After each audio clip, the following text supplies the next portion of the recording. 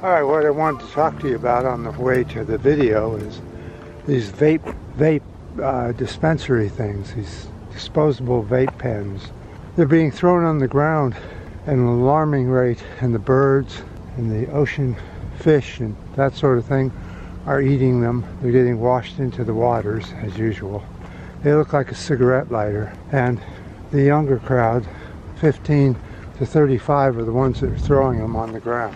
They can't be bothered putting them in the garbage can. So we have a major environmental disaster happening called vape pens, or vapes, and they're like a cigarette without the cigarette. Of course, that's the corporations talking our young people into vaping because it's cool and people think it's so neat, when really all you're doing is causing an environmental nightmare for fish, birds, and other wildlife that eat them and end up with a whole bunch of them in their stomachs, and they end up dying.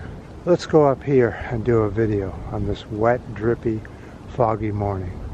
So let's talk about something that's sort of good news for a change, and how humans can fix the environment without doing much. Vast marine protected area boosts tuna stocks in the Marine National Monument in Hawaii. The National Monument is the size of California. Fishing is banned inside the zone.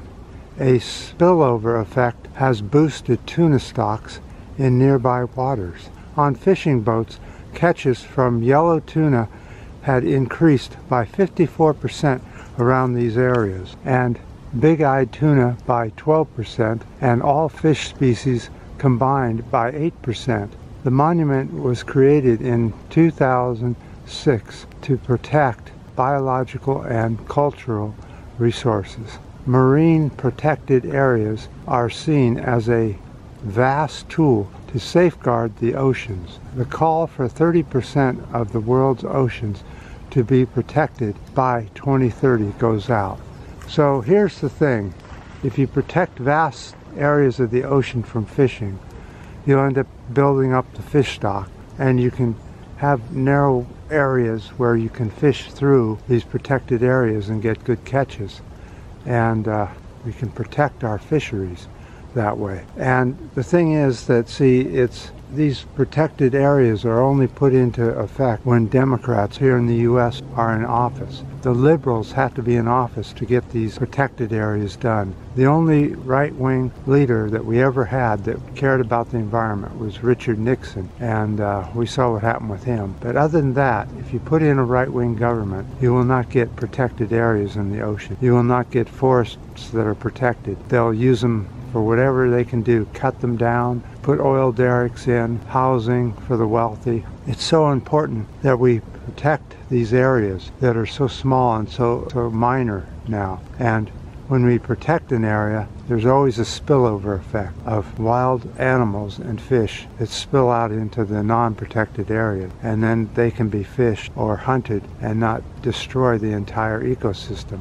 It's so important that we put in good leadership to protect our environment. So we're coming up on the midterms here in the U.S., and it's so important that we do think about who we're going to put in. As we've seen, the right wing are starting to put armed people, thugs, around voting boxes, saying that if you vote by absentee voting, you need to be shot at or harassed, or you have your license plate photo taken or something. You just get all this harassment every time the right wing gets in office. And the thing is that we can't just ignore this.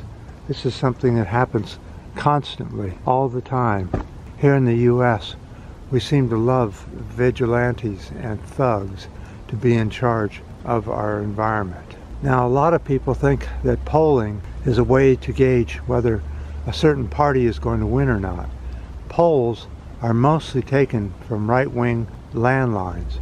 People that use landlines are usually on the right and aren't very smart because they can't use a smartphone, because they don't take polls through smartphones. They only take them on landlines. So if you look at all the polls, you'll see that the right wing are favored in a lot of cases. But in reality, that's not true, because the left never gets polled, because they're the ones that are smart enough to be on a smartphone and aren't tethered to some landline. So with that, make sure you think about who you're going to vote for, and if you're voting absentee, use those drop boxes for sure. Make sure that you don't let intimidation take over our country. Now, I appreciate all your guys' help on this subject, your ups, your new subscribers, and your comments on this video. And spread the video around. We need to let people know that we're not done yet, and that the left is still powerful enough to protect our wildlife and our wild areas.